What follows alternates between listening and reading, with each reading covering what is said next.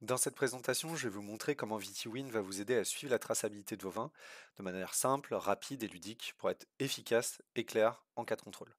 VitiWin, c'est un logiciel de traçabilité qui démarre de la vendange jusqu'à la bouteille. Il ne traite pas les opérations qui pourraient être réalisées sur les parcelles, mais on va malgré tout enregistrer les parcelles pour connaître l'origine des vendanges. Dans cette vidéo, je vais vous montrer comment on peut modéliser son chai, interagir avec les cuves, puis je vous montrerai ensuite les principales opérations et enfin comment on génère la traçabilité. Tout d'abord, depuis la page d'accueil, vous avez accès aux principales fonctionnalités. Donc la visualisation du chai, la possibilité de regarder vos cuves depuis un tableau, on va pouvoir générer des statistiques sur le logiciel et puis, on va pouvoir aussi générer des enchaînements d'opérations et enfin réaliser des sauvegardes. Sur la page d'accueil, on va avoir aussi la possibilité de réaliser toutes les opérations qu'on va pouvoir faire depuis le logiciel, donc les encuvages, les transferts, les assemblages, etc. Sur la partie de gauche, on va retrouver les principales opérations qu'on va utiliser le plus souvent, au milieu celles qu'on utilise un petit peu moins, et à droite celles qu'on utilise de façon normalement beaucoup plus exceptionnelle. On va commencer par regarder au niveau du chai ce qu'on peut faire. Donc là, depuis VitiWin, à partir du chai, on peut modéliser comment est organisé son chai. Donc chaque cuve peut être prise puis déplacée directement dans le logiciel sur le dessin du chai. Chaque cuve, vous pouvez faire un clic droit pour l'agrandir, la diminuer, etc. On peut aussi afficher un quadrillage pour que ça soit plus facile, pour qu'on y voit un peu plus clair sur l'organisation. On a aussi la possibilité de zoomer ou dézoomer, voilà, pour y voir plus clair ou de façon plus condensée. Et on peut aussi ajouter des colonnes et des lignes sur le quadrillage pour étirer l'espace disponible. En double-cliquant sur une cuve, on va retrouver tout ce qu'elle contient. Donc déjà, on va avoir son identité, son type de cuve, sa capacité totale et son volume actuel. On va avoir aussi le contenu actuel de sa cuve, comment on a nommé son vin, quoi. À droite, on a la répartition par cépage, donc ça va se calculer automatiquement, et puis la répartition aussi des parcelles calculée aussi automatiquement. Sur la partie de gauche, toutes les opérations qu'on peut faire directement sur cette cuve. Là, c'est pratique pour interagir directement avec la cuve. Dans le chai, on a aussi une jauge de remplissage qui nous permet de savoir si elle est complètement remplie, pas du tout, ou partiellement. On a aussi la valeur en numérique de son taux de remplissage actuel. On va retrouver du coup quelque chose d'assez similaire dans la liste des cuves, mais là sous forme de tableau qu'on va pouvoir trier par n'importe quelle colonne. Si je double-clique, je vais retrouver aussi ma fiche de cuve avec tout le détail de ce qu'elle contient. Si on regarde un petit peu au niveau des opérations qu'on va pouvoir faire dans le logiciel, on va commencer par exemple par les cépages.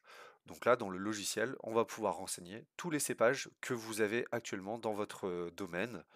Donc là, c'est tout simple, on renseigne le nom, et puis après, vous pouvez renseigner une couleur. Là, c'est simplement la couleur qu'on verra apparaître après dans les graphiques des cuves pour voir la répartition par cépage. On va renseigner les parcelles, donc là, pas pour faire les opérations qui ont été réalisées sur les parcelles, mais simplement pour connaître l'origine du vin. Donc là, une fiche de parcelle, c'est simplement un cépage, l'année de plantation ou les années aussi, on peut en mettre plusieurs si besoin, la couleur du vin, l'appellation, le sol, le nom de la parcelle, le numéro cadastral, la surface. Dans toutes les fiches, vous allez retrouver un champ remarque qui vous permet de détailler plus d'informations si vous avez besoin d'en noter plus. Dans tout le logiciel, vous allez voir, c'est conçu systématiquement de la même façon. En haut à gauche, vous avez le bouton créer. En haut à droite, le bouton modifier, supprimer. On a aussi un bouton modifier les tri qui vous permet d'accéder à certains champs pour filtrer le tableau selon certains critères. Tous les tableaux, vous pouvez interagir avec. Donc, c'est-à-dire que vous pouvez déplacer les colonnes, les intervertir. Vous pouvez faire un clic droit pour masquer certaines colonnes que vous ne voudriez plus voir. Tac, on enlève certaines colonnes. On peut aussi, en faisant le clic droit, exporter le tableau vers Excel, ça peut être pratique aussi. Et puis on peut trier sur n'importe laquelle des colonnes. Vous pouvez étirer aussi les colonnes. Donc voilà, vous avez une interaction qui est complète sur tout le tableau. Aussi dans les règles standards du logiciel, vous allez voir, sur chaque fiche, vous avez donc un bouton valider et de base il est grisé pour vous indiquer les informations nécessaires minimum pour pouvoir valider.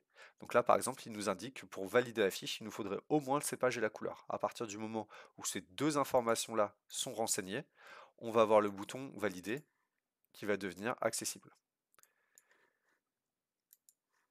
Donc une fois qu'on a renseigné les cépages et les parcelles, on va pouvoir passer aux encuvages. Dans le logiciel, toutes les fiches sont conçues, les fiches d'opération en tout cas, sont conçues de la même façon. C'est-à-dire qu'on va systématiquement retrouver la date, l'heure et la cuve qui est impactée. Donc ça, c'est des informations qui sont hyper importantes parce que c'est en fonction de cette date et cette heure que le logiciel va être capable de générer la traçabilité. L'avantage du logiciel, c'est que si vous avez oublié une opération à un instant T, vous pouvez remettre la bonne date, la bonne heure et intégrer des opérations que vous auriez manquées. Ensuite, une fois qu'on a renseigné ces informations-là, on va pouvoir avoir la possibilité de renseigner d'autres informations, donc des fois avec des informations obligatoires pour certaines fiches et d'autres qui sont plus facultatives. Là, par exemple, pour la fiche d'encuvage, on va devoir renseigner sur quelle parcelle on a vendangé en fait, avec le millésime en cours. On peut renseigner le numéro de lot de la vendange, si vous en avez, hein, c'est pas obligatoire, mais si vous en avez un, vous pouvez le renseigner. On va pouvoir renseigner la qualité du raisin, donc si c'est bonne, 1 sur 5, etc. C'est un critère qui est subjectif, hein, vous renseignez ce que vous voulez. Toutes les valeurs que vous allez renseigner, après vous les retrouverez dans la déroulante par la suite. On peut cocher si c'est égrappé ou pas. Et puis ensuite, on va pouvoir noter la cuve de destination, donc soit en sélectionnant dans la liste directement, soit en cliquant sur la cuve ici, qui nous permet d'aller chercher directement dans le chai. Donc en double-cliquant sur la cuve, ça me renseigne la cuve ici. Ensuite, on va noter le volume entré. On va noter en quelle unité on parle. Donc par défaut, on est en hectolitres, mais vous pouvez créer autant d'unités que vous voulez et on a un système de conversion possible. Donc ça permet de faire vraiment beaucoup de choses. Le logiciel va nous indiquer le volume avant l'opération à telle date. Donc là, il recalcule en fait systématiquement ce qui s'était passé avant, etc. Là, le logiciel va nous indiquer le volume avant l'opération. Donc là, en fonction de la date et l'heure, il est capable de retrouver quel était le volume exact à telle date et telle heure précise. Ensuite, il fait simplement la somme, hein. Si on ajoute 7 hectos aux 51 qui étaient présents, on arrivera à 58 hectos et la cuve a une capacité effective de 58 hectos. On va pouvoir renseigner aussi d'autres critères qui sont non obligatoires, mais si vous voulez les renseigner, ça va être par exemple la température, les degrés, le soufre qu'on aurait pu ajouter, si vous avez acidifié ou pas, la densité. Donc ça, c'est au moment de l'encuvage. On va pouvoir aussi renseigner ces autres informations plus tard avec d'autres fiches hein, s'il y a besoin. On peut renseigner aussi la référence de document de transport. Donc là, c'est si vous avez par exemple acheté de la vendange à un collègue, vous pouvez mettre le numéro du DAE ou du DSA. On a en haut à droite le contenu de la cuve. Donc là, c'est le vin qu'elle contient. Donc ça, c'est vous qui renseignez ce que la cuve est censée contenir. Donc là, par exemple, AOC Fronton Rouge 2023, donc avec le type AOC, AOP, IGP, etc. L'appellation, le millésime. Le but, c'est que ça soit le plus explicite possible parce que ça, c'est des informations qu'on va afficher dans la traçabilité et qu'on affichera partout. En sachant que ce critère-là peut évoluer à travers le temps. Vous pouvez très bien dire qu'a priori, au départ, vous étiez sur des parcelles en AOP. Donc, du coup, on va noter AOP au départ. Et puis, il pourrait y avoir un événement qui fait que vous deviez déclasser. Donc, au départ, on démarre avec les fiches en AOP. Et à un instant T, on changera le terme qui lui sera repris automatiquement, mais à un moment, vous pourrez modifier en disant à partir de telle fiche, on est passé en IGP. Donc là, on suit les règles et donc il y a pas de souci. On peut renseigner la remarque, détail de l'opération, là c'est si vous avez d'autres informations à renseigner, puis après on peut avoir encore d'autres critères s'il y a besoin de choses plus complémentaires. Une fois qu'on a fait les encuvages, on a la possibilité aussi de renseigner d'autres fiches comme par exemple les transferts. Donc une fiche de transfert, ça va être de la même façon que précédemment, la date, l'heure, le type de transfert. Donc là, tous les termes qui apparaissent ici, c'est vous qui pouvez les créer. Le but est que ça vous parle et que ça soit le plus explicite possible. Si vous voulez créer un nouveau critère, vous avez juste le petit bouton en haut à gauche, ajouter un type de transfert. Ça vous ouvre une fiche, vous tapez ce que vous voulez et après vous validez et on retrouvera la valeur dans la déroulante ici par la suite. On va renseigner la cuve de départ. Donc pareil, nous calcule volume avant opération, volume après opération, la cuve d'arrivée, et puis le volume transféré entre les deux. Il nous a repris automatiquement le contenu de la cuve initiale de départ avec le volume, enfin le contenu qu'elle avait précédemment. Tout ça pour vous faire gagner du temps. On va avoir la possibilité de réaliser des assemblages. Alors, les assemblages ici, le but, c'est pas de vous apprendre à comment faire des assemblages, c'est simplement pour vous aider éventuellement, par exemple, à gérer des fonds de cuve et voir un petit peu comment on pourra avoir la répartition par cépage, ce que ça pourrait donner, etc. Là, on est sur un système de simulation, mais que vous pouvez quand même valider par la suite. Par exemple, on va sélectionner, je vais prendre n'importe quoi, mais on va sélectionner plusieurs cuves. Pour chacune, il va nous mettre la répartition par cépage, et puis on va prendre une cuve de destination. Je vais prendre une cuve qui est vide. Tac. En face de chacune des cuves, j'ai une petite jauge qui me permet de sélectionner combien je vais retirer de cette cuve pour la mettre dans la cuve de destination. Et donc si je joue avec les différentes cuves, on va avoir le graphique qui va lui s'actualiser au fur et à mesure. Donc ça peut me permettre de voir ce que je pourrais obtenir en vidant plusieurs cuves dans une autre, par exemple. Voilà. Si vous êtes OK avec ces répartitions-là, vous pouvez cliquer ici sur Valider l'assemblage et vous allez noter ici le, le type de transfert que vous voulez et vous pourrez valider ensuite les assemblages. Donc là, ça irait vous créer directement des fiches de transfert. On a la possibilité de renseigner aussi des sorties. Donc là, les sorties, c'est simplement la date, l'heure, qui est le destinataire. Donc là, le but, c'est de sortir du vrac et on va dire, bah, est-ce que c'est un négociant, est-ce que c'est la distillerie pour les lits, etc. La cuve de départ, le volume qui a été sorti et éventuellement la référence de document de transport, donc le numéro du DAE si vous souhaitez. On peut renseigner aussi d'autres informations facultatives. Donc là, à partir du moment où on a sorti du volume d'une cuve par la sortie de produit, eh bien, on va plus suivre cette traçabilité pour ce volume-là. Il est sorti du domaine. On a les fiches d'ajustement. Donc ça, les fiches d'ajustement, c'est des fiches qui sont assez pratiques parce qu'elles peuvent nous sortir de pas mal de situations. Là, le but ici, c'est de faire varier spontanément le volume d'une cuve en augmentant ou en diminuant son volume. Par exemple, ça peut être pour indiquer des pertes sur filtration, par exemple, ou tout type de perte, hein. Mais là, dans l'exemple ici, on va enlever 0,5 hecto suite à une filtration.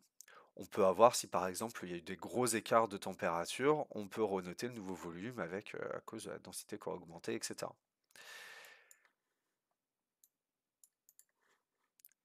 On va renseigner aussi comme type de fiche les mises en bouteille. Donc là, une fiche de mise en bouteille, c'est toujours pareil, la date, l'heure, la cuve qui a été prélevée, le volume qu'on a prélevé. Ici, vous allez renseigner le numéro de lot qui est obligatoire. Donc là, c'est pas nous qui le générons, hein, c'est vous qui renseignez le numéro de lot que vous souhaitez. Le volume obtenu, donc là par exemple 130 bouteilles de 1,5 litre, donc des 130 Magnum. Vous pouvez choisir tous les contenants que vous voulez, créer autant de contenants que vous voulez.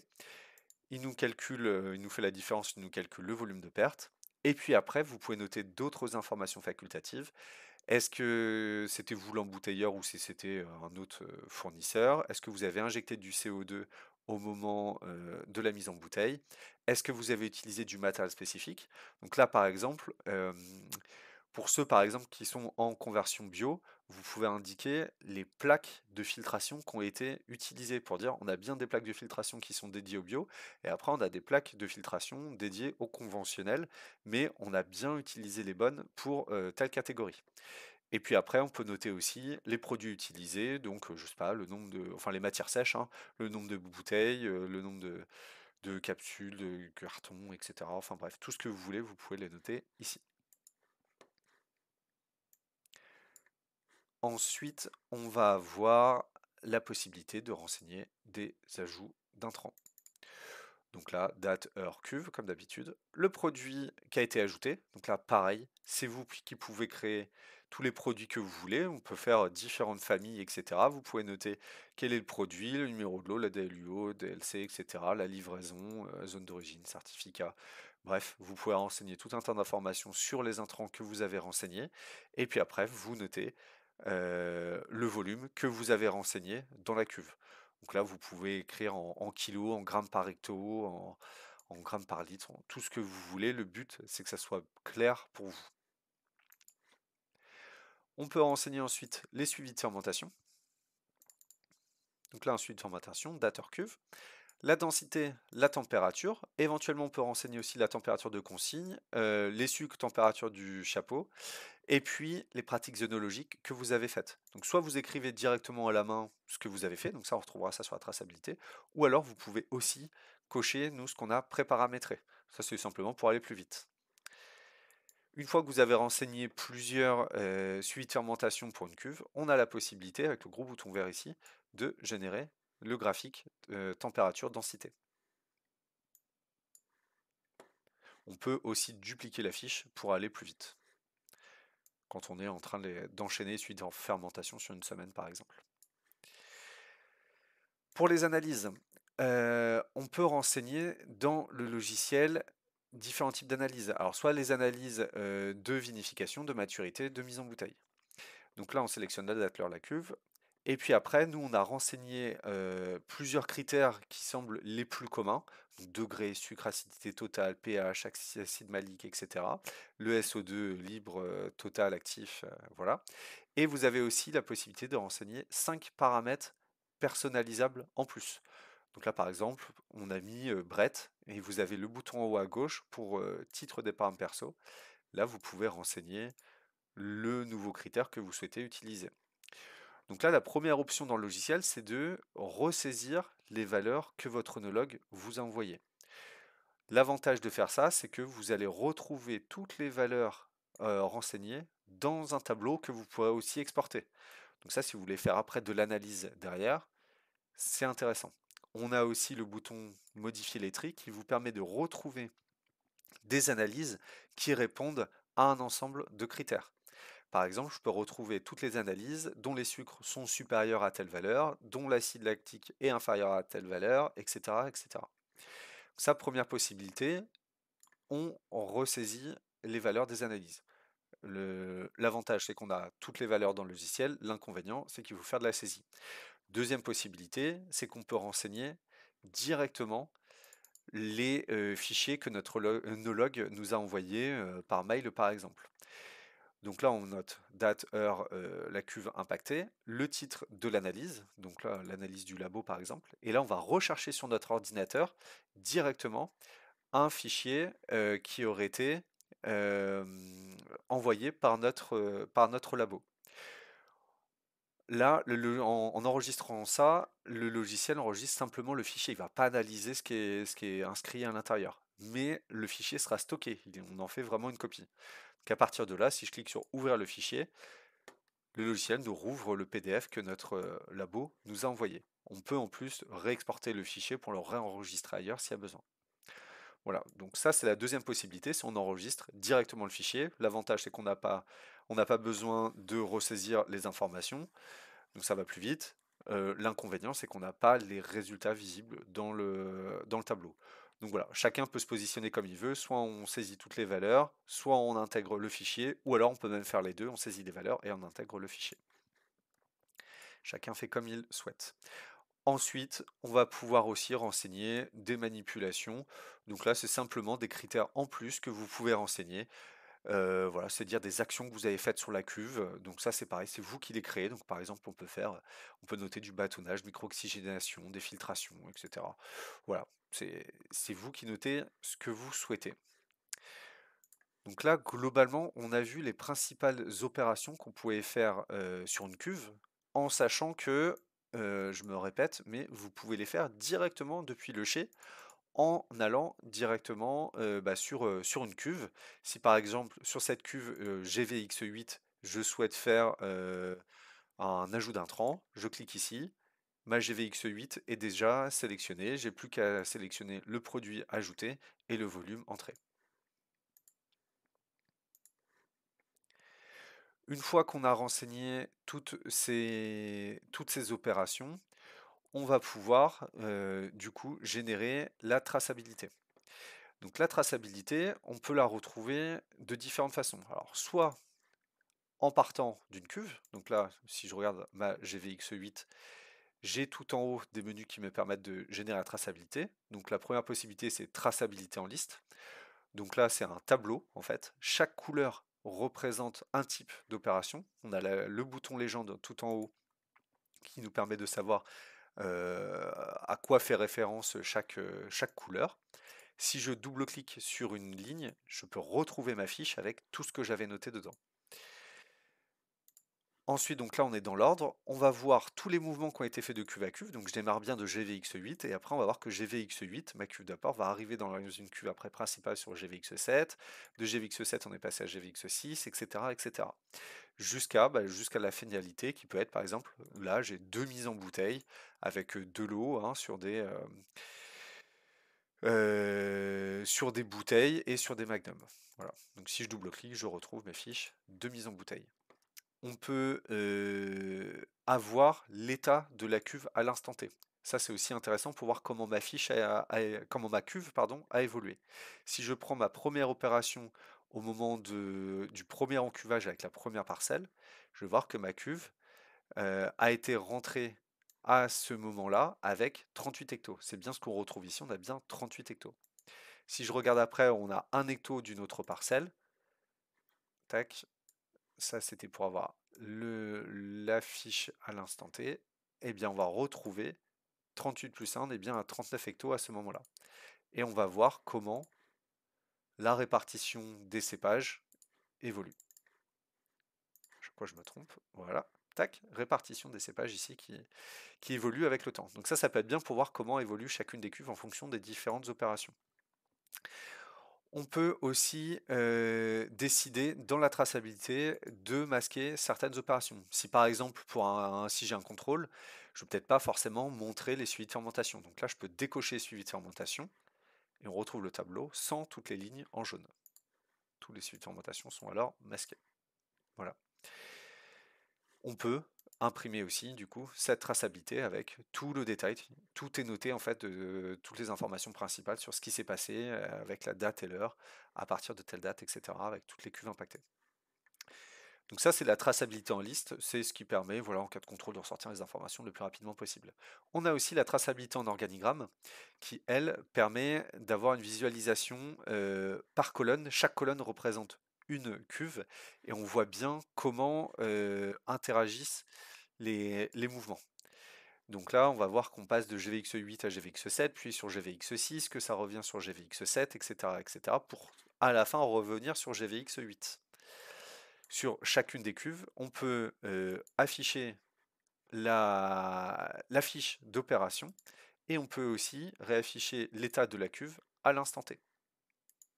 Voilà. Donc ça, c'est une visualisation qui est assez pratique pour bien comprendre ce qui se passe.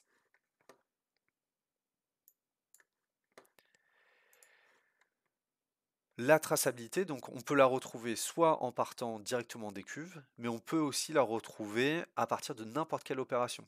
Si je me dis qu'est-ce qui s'était passé depuis une analyse, donc je sélectionne l'analyse qui m'intéresse et je fais traçabilité en liste et là on va retrouver toute la traçabilité avant et après cette fiche d'analyse qui est sélectionnée ici. Tac. L'avantage aussi, c'est par exemple si vous avez un contrôle sur un lot de bouteilles, il vous suffit d'aller dans le menu mise en bouteille, de retrouver le numéro de lot dans la colonne ici, numéro de lot des bouteilles obtenues, le numéro de lot qui a été contrôlé, et par ici, vous faites traçabilité en liste et vous pouvez justifier que ces lots où il y a écrit tel AOP proviennent bien de parcelles qui traitent de tel AOP. Voilà, donc là, la traçabilité, vous pouvez la retrouver depuis n'importe quelle fiche de façon ascendante ou descendante. Le logiciel recalcule tout systématiquement. Dans les fonctionnalités après principales du logiciel, on va avoir ici un menu statistique où le logiciel va recalculer tout le volume, tout ce qui se passe dans toutes les cuves. Donc là, en haut à gauche, on va avoir la capacité globale du chai. Donc là, on sait que mon chai, l'ensemble des cuves représente un volume global maximal de 3786 hectos. Aujourd'hui, j'ai 1300 hectos de vin dedans, donc il est rempli à 35%. On va retrouver toutes nos cuves dans ce tableau, et à droite, on va avoir une jauge qui nous permet de voir directement si elles sont remplies complètement, partiellement, etc. On peut retrouver l'état de notre rocher à n'importe quelle date. Ici, je vais retrouver le 2 février 2022 ce que j'avais dans mon chai. J'ai juste à noter la date, à faire calculer. Le logiciel va nous retrouver exactement ce qu'il y avait dans le chai à tel instant donné. Je peux filtrer aussi par couleur, millésime, appellation, etc. Voilà, après on va avoir d'autres informations qui vont pouvoir être renseignées. Donc on va avoir des types de données, donc pour renseigner, comme je vous disais, toutes les unités du logiciel que vous voulez. On peut renseigner il y a un système de conversion qui nous permet de retomber sur les hectolitres, etc. Pour que le logiciel comprenne bien comment vous fonctionnez. On va pouvoir renseigner tous les tiers avec qui vous travaillez, les types de produits pour les intrants, etc. On peut aussi renseigner des images personnalisées pour vos cuves. Donc là, c'est simplement, vous allez renseigner un titre et puis vous allez chercher sur votre ordinateur une image d'une cuve que vous souhaiteriez utiliser et après qu'on peut intégrer directement dans le chai. Voilà, et puis après, on va avoir tout un système de configuration. On va avoir la possibilité de prendre la main sur votre ordinateur directement pour vous aider en cas d'assistance, tout un tas de paramétrages, etc. Voilà, et puis à la fin, on va avoir le bouton sauvegarde pour faire une copie de ces données. Alors il faut savoir qu'à chaque fois que vous faites une opération, de toute façon, c'est enregistré dans le dossier principal. Mais si vous voulez faire une copie à un instant donné pour vraiment faire une gravure, si vous voulez, on va pouvoir le faire à n'importe quel moment. Et soit on le fait directement dans l'ordinateur, dans un dossier à part, ou alors vous pouvez me faire une sauvegarde externe. Donc là, où vous allez choisir sur votre ordinateur une clé USB, un disque dur, un endroit sur un drive, etc. Voilà pour le logiciel VTwin. Après, n'hésitez pas à nous contacter si vous avez besoin de plus d'informations, si vous voulez voir des choses plus spécifiquement. Je vous remercie pour votre attention.